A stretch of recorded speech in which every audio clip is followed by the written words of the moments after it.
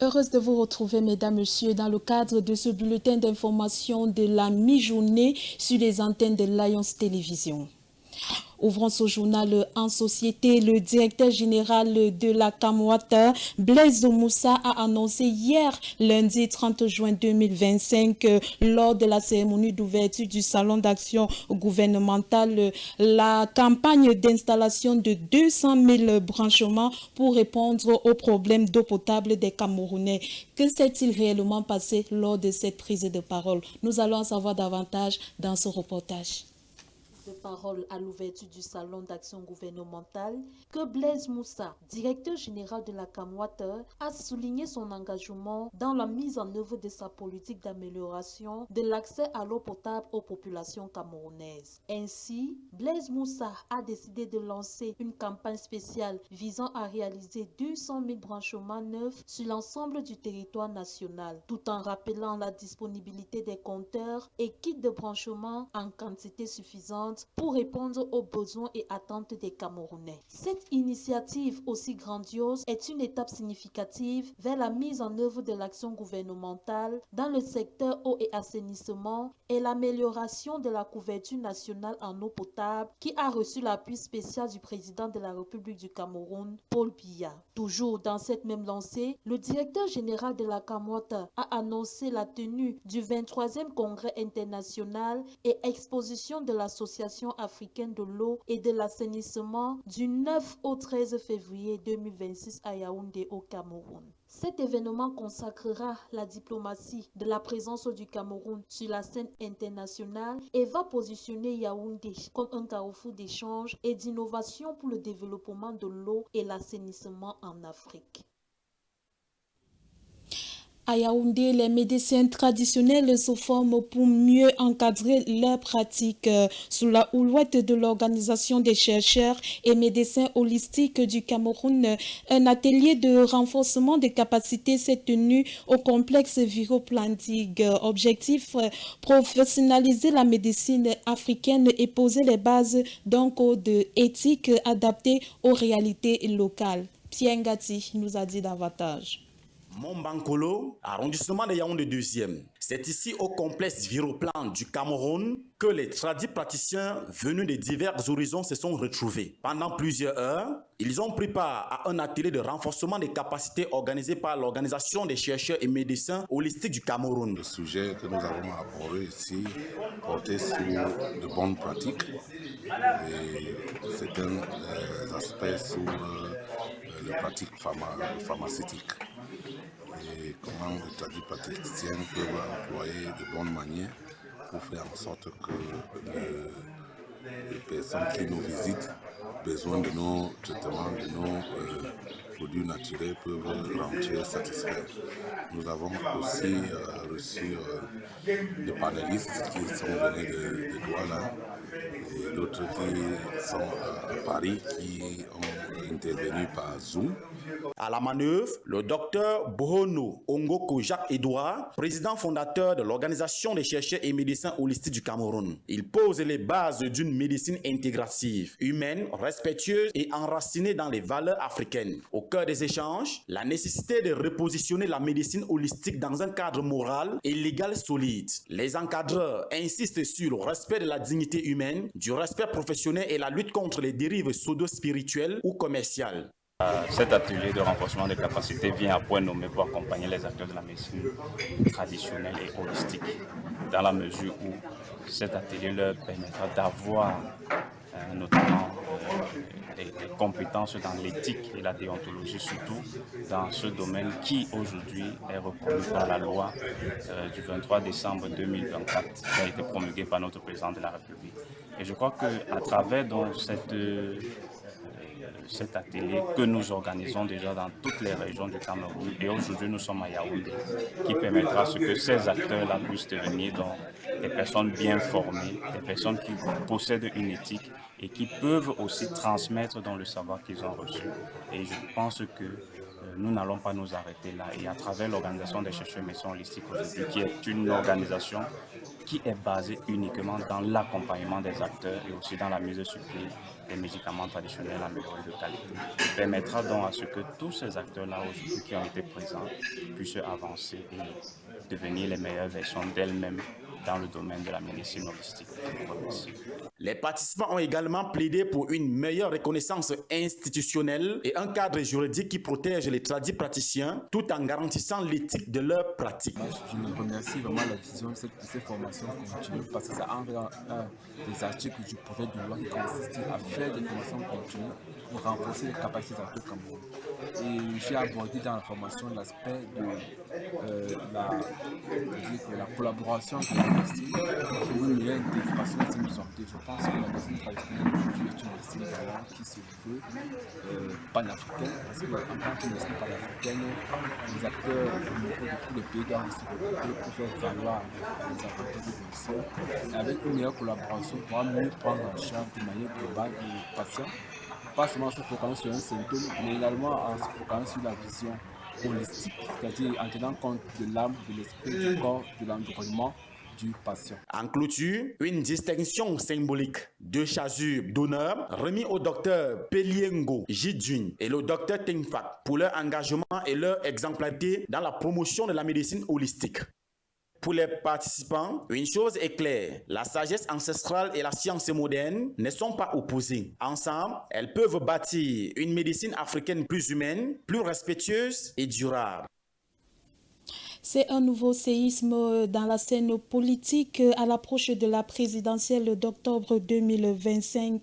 Bello Bouba Maïgari, ministre d'État, ministre du Tourisme et des Loisirs, et Nana Aboubakar, ministre délégué auprès du ministère de l'Environnement, ont déposé officiellement leur lettre de démission sur la table du Premier ministre. Qu'est-ce qui peut bien être à l'origine de ces démissions multiples? Nous allons en savoir davantage à travers ce reportage que signe Dominique Owanja.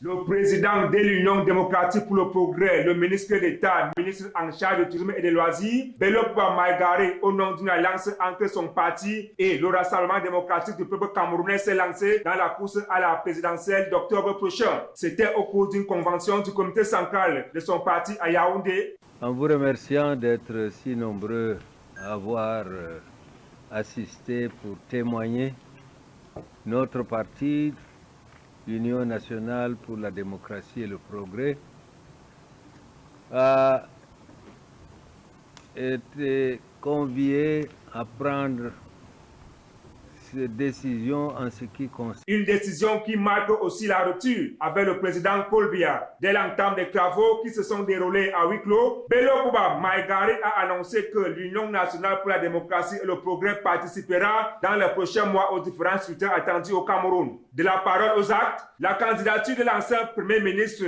appelée de tout vœu par ses militants et sympathisants, a été formalisée, consacrant un tournant décisif de la vie de ce parti politique.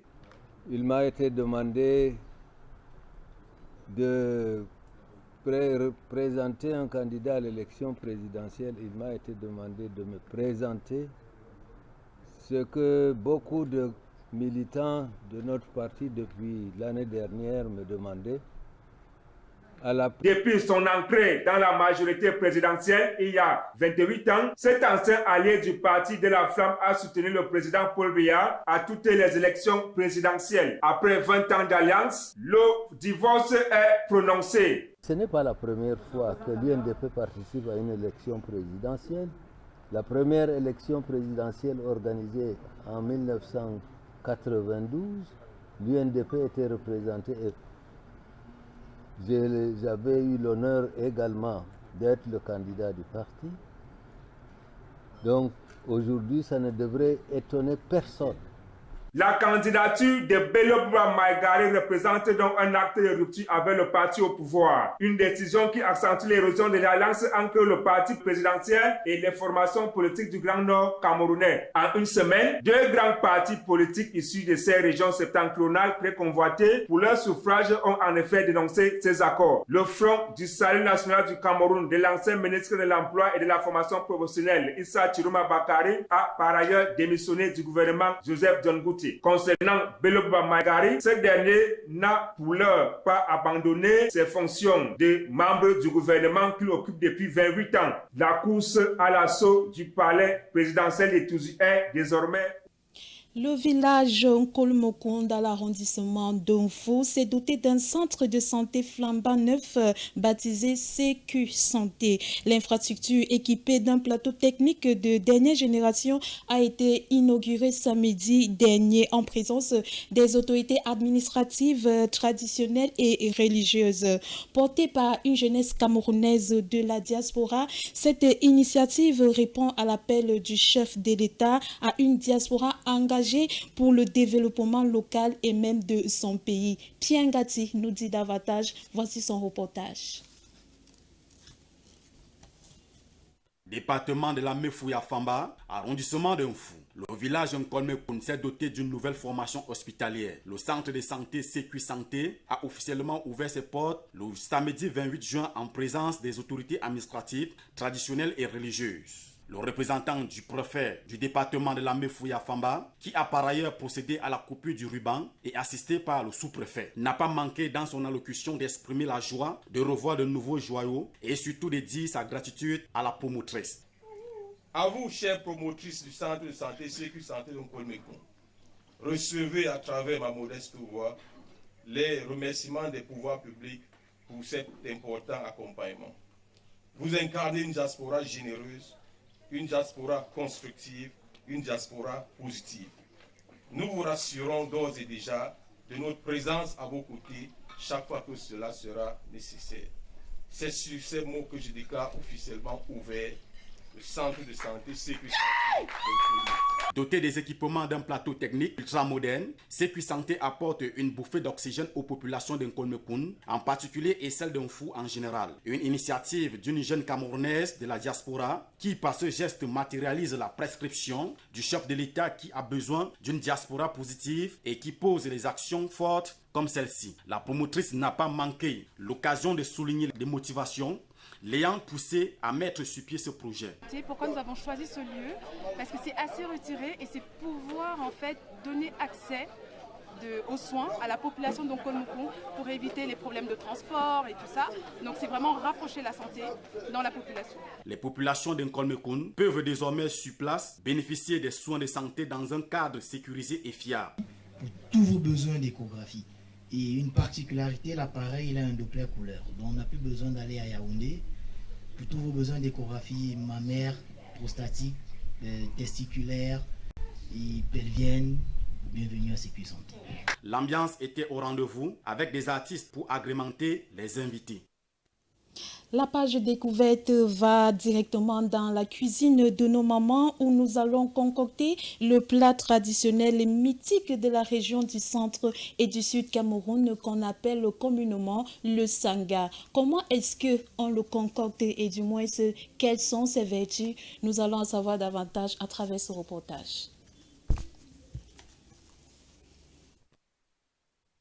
Cuisiner essentiellement du maïs, des légumes, des noix de palme et du sucre si facultatif, le sanga est un plat mythique des peuples du centre et du sud Cameroun. Ainsi, pour le cuisiner, on va d'abord procéder par découper finement le maïs ainsi que les légumes que nous allons porter au feu dans une marmite pour une cuisson d'environ 30 minutes. Ensuite, faire cuire les noix de palme, les piler afin d'extraire le jus qu'on va par la suite mélanger avec du maïs et les légumes en pleine cuisson. Mélanger tous ces composés et laisser mijoter jusqu'à cuisson complète. Ajoutez-y du sucre si vous le voulez sucré ou non au cas où vous le voulez froid. Notons que ce plat est riche en vitamines A, C et B, de fer, de calcium et d'autres micronutriments. Le sanga renforce également les muscles du foie et de la rate et lutte contre la jaunisse. En outre, le sanga apaise les ulcères d'estomac et réduit la chaleur corporelle. Au-delà de son goût appétissant, ce plat est considéré comme un plat thérapeutique. Alors, bon appétit! Hors de nos frontières à présent, lors d'un gala organisé dimanche dernier, le dirigeant nord-coréen s'est affiché auprès des cercueils de soldats tués sur le front de la guerre en Ukraine. Pour l'occasion, il avait invité le ministre russe de la Culture, Olga Lyubimova. C'est ce que nous allons en savoir à travers ce reportage à l'étranger. Kim Jong-un a récemment rendu hommage aux soldats nord-coréens tués pendant la guerre en Ukraine, marquant une rare reconnaissance publique des pertes de son armée. Lors d'une cérémonie au Grand Théâtre de Pyongyang, il a posé ses mains sur les cercueils rapatriés de ses soldats, un acte qui souligne l'implication de la Corée du Nord dans le conflit. Les images diffusées par la télévision d'État montrent Kim, visiblement ému, aux côtés de la ministre russe de la Culture, Olga Lyubimova, et de sa fille, Kim Ju-hae. Ce moment a été accompagné de performances artistiques et de messages évoquant le sacrifice des soldats, présentés comme des héros. La Corée du Nord a envoyé environ 15 000 soldats en Ukraine depuis l'automne dernier, avec des pertes estimées à 4 700, dont 600 morts. Ce changement de ton intervient après des mois de déni concernant l'envoi de troupes nord-coréennes pour soutenir les forces russes. Les analystes estiment que le régime cherche à présenter ces soldats non seulement comme des victimes, mais aussi comme des acteurs d'une victoire commune. La cérémonie a également été l'occasion de célébrer le traité militaire entre la Corée du Nord et la Russie, signé l'année dernière.